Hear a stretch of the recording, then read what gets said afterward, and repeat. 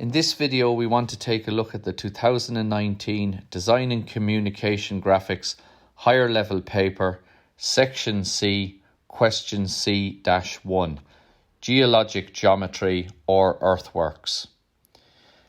It is important to read the question very carefully as there is a large amount of information being given to you that you must correctly familiarise yourself with. And the question states as follows. The accompanying map located on the back page of Section A shows ground contours at 5-metre vertical intervals. ABC is the centre line of a proposed track for motocross bikes. DEFG is a proposed pit stop area. O is the centre of the circular curve. The track has the following specifications. The portion from A to B is level at an altitude of 55 metres. The portion from B to C is rising uniformly to a level of 60 metres at the finish line C. The formation level at F in the pit stop area is 55 metres, and the gradient from F to E is the same as that of the track from B to C. Using side slopes of 1 in 1 for the cuttings and 1 in 2 for the embankments, complete the earthworks necessary to accommodate the track and pit stop area between A and C on each side.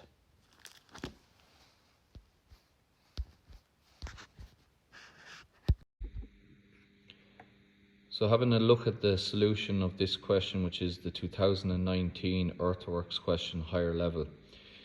So the first thing that the question states is that the road or the track for the bikes from G all the way around to A is level at an altitude of 55 metres. So if we look at our contours here, we can see we have 35, 35, 40, 45, 50 and 55. So everything from the 55 contour here is lower than the track, which means we're going to have to build up the ground to accommodate the track. So we're going to have fill in this area here. But after 55 we have 60, 65 and then 60 and back to 55 here. So there's a little peak here on the ground which will have to be cut away, and this area is going to be cut.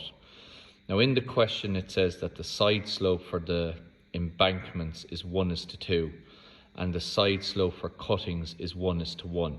So dealing with the embankments first of all, we have 5-metre vertical intervals. So if we look at what we need to do here, if we draw a line from O and then from the side of the road measure out 10 millimetres. Now based on the scale of this map, every time that we move out 10 millimetres from the side of the track, you are dropping 5 metres in height. Because of ratio of 1:2, which was the side slope for the embankments, to drop 5 metres, you must measure out 10. So if we have the track there is 55 metres in height, we measure out 10, we're now at 50, measure out another 10, 45, another 10, 40, and so on, and do the same thing on this side of the track. So with O as centre, I now rotate each of these height lines into the position that I want. So we look at our contours and we can see there that that's 35. So here's the 35 contour. I rotate that onto the 35 contour. The 41 onto the 40, 45 onto the 45 contour, and the 50 contour, the 50-metre height line onto the 50 contour. So you do that with all of those height lines. They are all rotated about O, and these then are the level lines parallel to the side of the road. And where each of these lines then intersect their respective contours at the height, that gives you the points on the line of intersection between the embankment and the ground around it.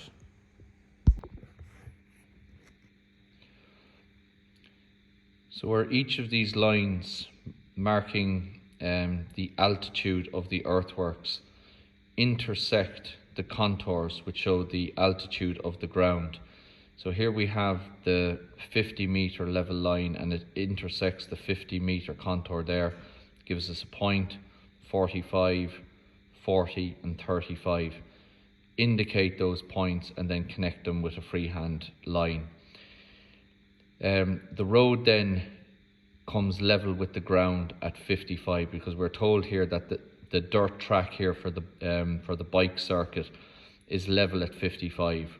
So as the 55 contour comes into the road, we're now going to get a transition between fill on this side and cut, which is going to be the next area. So you find all of these points there where are level lines parallel to the side of the track, where each of these lines intersect the contours, indicate the points, and then connect them together with a freehand curve. And that there is the earthworks and the embankment that is required to accommodate the dirt track on this area of the map. So the next thing we want to do is we want to get the earthworks for this area here. Now we can see here that at 60 and 65, the ground now is higher than the dirt track for the bikes. The track here is at a height of 55 metres as indicated there. So we're told in the question that the side slopes for a cutting, which is what we're going to have to do, we're going to have to cut away the ground to accommodate the track. The side slopes for a cutting is 1:1. So at that ratio, every time we measure 5 millimetres away from the edge of the road, we are going up 5 metres in height. So the first thing that I did was I draw a line from O, a random line. It doesn't matter, that line could be anywhere at all in this area. Draw a line from O. Where that line cuts the side of the track, that's going to be 55 metres, because that's the height of the track. And then if we measure out 5 millimetres, we're now at a height of 60 metres, and measure out another 5 millimetres, we're now at a height of 65. And we do the same thing on this side of the track. Then with O as centre for your compass, open the compass to these distances here, and you can see here the 65 height, I swing that there, and that gives me 2 points on the 65 contour.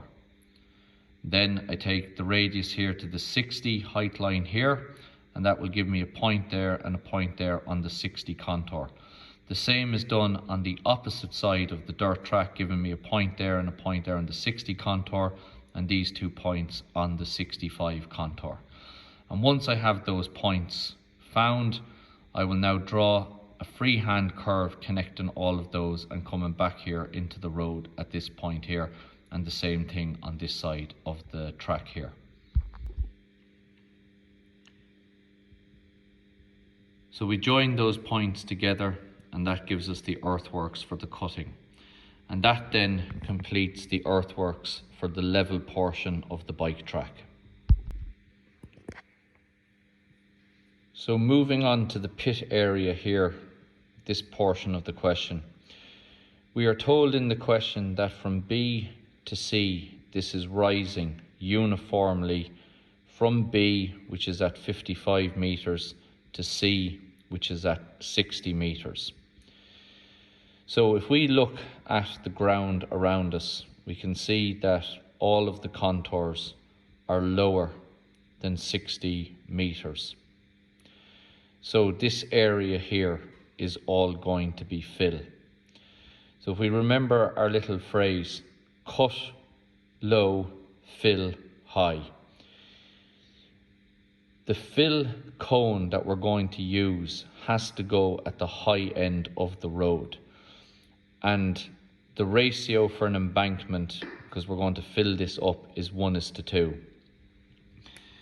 So I draw a line through C, and this gives me this point on the road, and that point then has an altitude of 60 meters.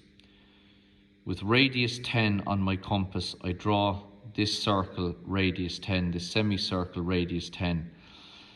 And that means, because I've gone out 10 from the edge of the track here, from the edge of the pit area, I have dropped 5 meters in height. So the altitude of that circle is 55. We also know that this point here on the pit area is also 55 meters. So I can draw a line from that point to the edge of the cone, and that line is now level at 55 meters. Draw a line perpendicular to that and measure out 10, 20, 30, 40. And every time you measure 10 millimeters away from this line, we are dropping 5 meters in height each time, out to 35, because that is the lowest contour on the map.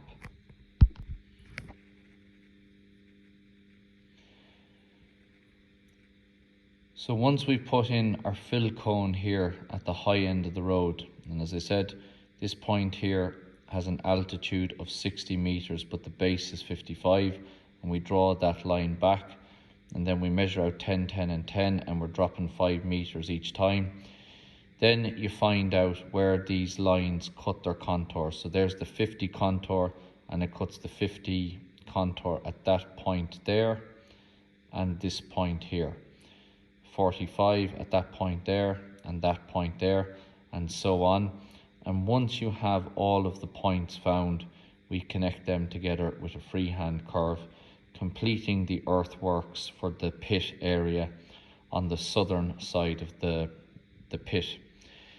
The same thing is done on the northern side. We're told there in the question that F to E is also rising uniformly 55 meters at F to 60 meters at E.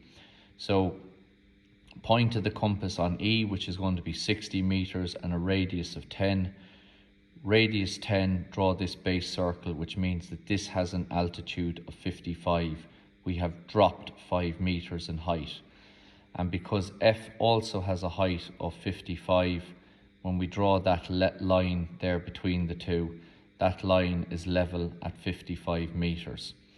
Draw a line across that at 90 degrees, and then every time we measure out 10, we are dropping 5 meters in height, and then where each of these lines cut the contours give us the points that we're looking for.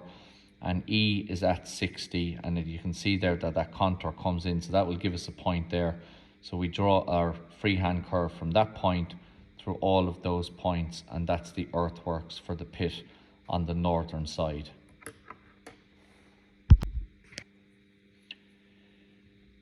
And finally, to complete the earthworks, the area from G to F is level, and it's level at 55 meters, because everything on this area of the dirt track and the pit area, a line from here across is level at 55. All of the contours here are lower than the pit area, so we're going to again have an embankment here. So from the edge of the pit, I measure out 10, and now I've dropped 5 meters, so I'm at 50. Go out another 10, I'm at 45. Go out another 10, 40 and 35, which is the lowest contour on the map. And if we look there, we have a 35 and a 35 contour, and following those contours around, the 35 gives us a point there and a point there. The 40 contour cuts there, the 45 contour there, and the 50 contour here, and then that comes in to meet here at this point there at G. So we draw our line around there, connecting all of those points together.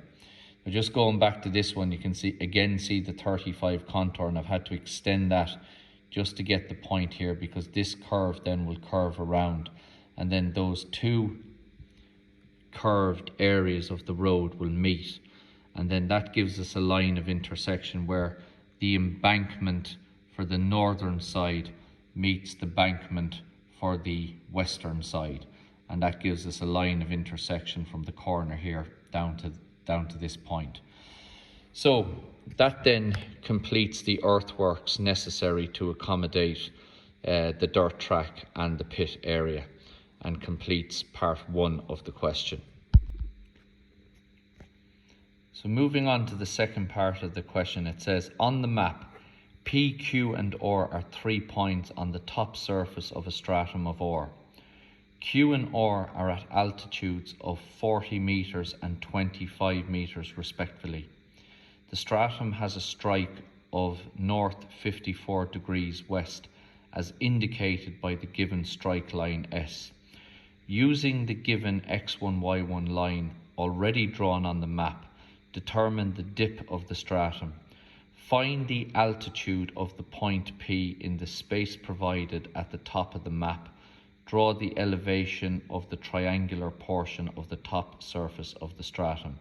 Point R is already located for you in the elevation. So going over here to the question, the first thing that I've done here is in this area where the elevation is going to be, we can see there that R is marked at an altitude of 25 metres, and we were told that Q is at an altitude of 40 metres. So based on the scale, every 5 millimetres that we measure up, we're increasing 5 metres in height. So 5 millimetres are at 30, another 5, 35, and another 5 we're at 40, which is the height of Q, 40 millimetres. Now going down here to determining the dip, the strike, which is this line here, is the direction of a level line across the plane. A level line across the plane. Now that's a key piece of information. But we extend on the strike line down here. And you can see there that that's cutting the X1, Y1 line at an angle of 90 degrees, which it should. Now, R is already on the baseline, so I'm going to mark R on the X1, Y1 line here. And Q then is that distance there, and it is 15 millimetres higher than R to bring it up to the height of 40 metres. So down here off the XY line, I mark Q. That distance there, 15 millimetres, and that gives me Q. And then we know that if we're looking along a level line on a plane, the plane will project as an edge. So once you have R and you have Q, you can just draw a line between them and extend them on, and that then there gives us the height of point P. You can see P should be out along this projection line, so as the edge of the plane comes out to intersect here, that distance there is the height of point P.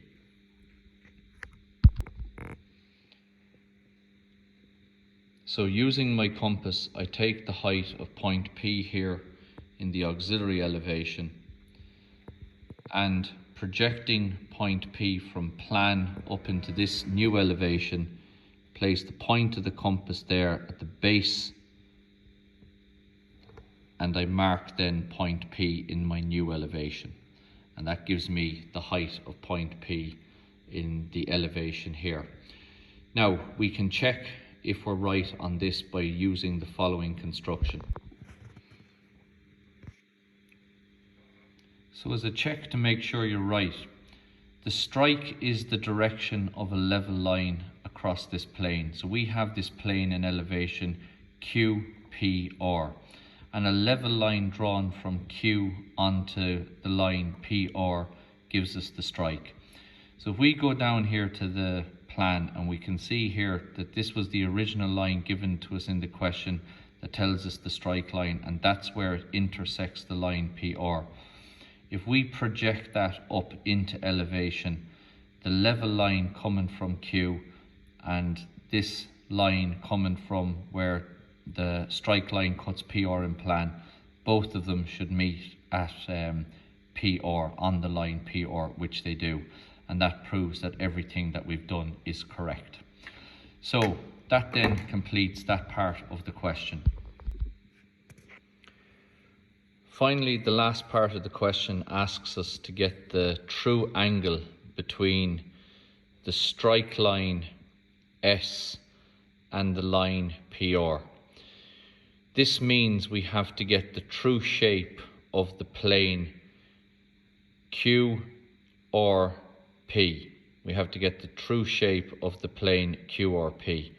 Now there's two ways we can do this. If we go up here to where we see the edge of the plane Q or P, you can project off that plane at an angle of 90 degrees, set up your baseline, this orange line here, at 90 degrees to the projection lines. This here is an auxiliary elevation, which means this here will be an auxiliary plan. So I go back to the plan here, and the point there that is closest, I draw this orange baseline that is cutting across the projection lines at an angle of 90 degrees. P is on that baseline, so P will be on the baseline over here. But then we have to take our distances back into plan.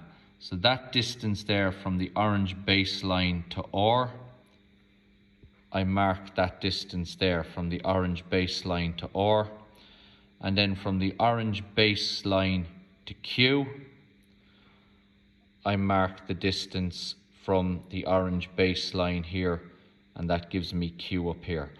So that means then I have P on the orange baseline as it is over here, and then the distance that Q is back and R is back are the distances that I've marked along those lines. And I join R to P to Q and back to R again. Now, the strike line S is going from Q to there, so it's in line with that, which means that line, it's a point view of the line there. So when you project off Q, that is the line that you're looking for, right? You already have it. And this angle between the line here and the line PR, that is the true angle that we're looking for. And that's that part of the question answered.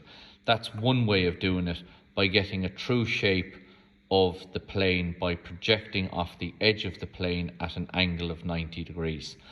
Another way is by rebatment. So if I put my compass here on R and I swing Q down onto the horizontal line and I swing P down onto the horizontal. So what we're doing is we're rotating that plane onto a horizontal surface. Then I bring back those lines into plan, bring back this line into plan. And what will happen then is R is the hinging point, so R remains fixed, but Q will come from its original position off the projection line at 90 degrees, and P will come off the projection line at an angle of 90 degrees over here. And then we join from R to Q to P and then back to R. And then there's the line that we're looking for. Again, it will be in line with this projection line.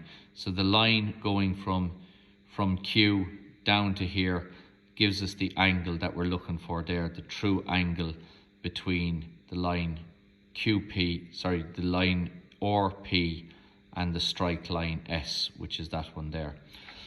So that's two ways of achieving what the question is asking you to do, which is to get the true angle between the strike line S and the line PR by projecting off the edge view at an angle of 90 degrees, getting the true shape of the plane, or alternatively using the rebatment method and rotating the plane onto a horizontal line, projecting it back into plan and getting the true shape of the plane here.